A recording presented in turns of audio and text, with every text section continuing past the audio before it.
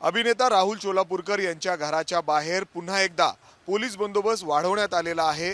पुण्यातील कोथरूड या ठिकाणी असलेलं हे घर आहे, जिथे आपण बघू शकतो पोलिसांचा बंदोबस्त मोठ्या प्रमाणात वाढवण्यात आलेला आहे।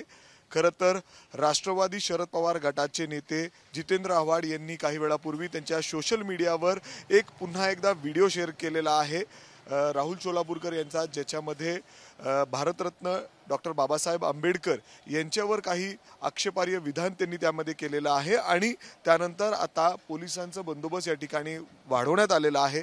काही दिवसांपूर्वी त्यांनी छत्रपती शिवाजी महाराजांबद्दल आक्षेपार्ह वक्तव्य केलेले होतं, तेव्हापासून या ठिकाणी बरेच आंदोलनं झाले, लोकांनी बरीच टीका त्यांच्यावर केलेली होती, तेव्हापासून पोलीस बंदोबस्त तैनात करण्यात आलेलं होतं। मात्र त्यांचं एक सोशल मीडियावर जुना पुन्हा एकदा व्हिडिओ जितेंद्र आव्हाड यांनी सोशल मीडियावर शेअर केल्यानंतर पुन्हा एकदा आता राहुल चोलापूरकर यांच्या घराच्या बाहेर अशा पद्धतीने पोलीस बंदोबस्त वाढवण्यात आलेला आहे। पोलिसांनी त्यांना काही दिवसांपूर्वी बोलवण्यात देखील होतं, मात्र अद्याप त्यांच्या विरोधात कुठलाही गुन्हा दाखल झालेला नाही, त्यामुळे काहीशी नाराजगी वेगवेगळ्या संघटनांमध्ये पाहायला मिळते। मात्र त्यांचा पुन्हा एकदा वादग्रस्त व्हिडिओ समोर आल्यानंतर पुन्हा एकदा या ठिकाणी कुठलाही अनुचित प्रकार घडू नये यासाठी त्यांच्या घराच्या खाली पोलीस बंदोबस्त वाढवण्यात आलाय।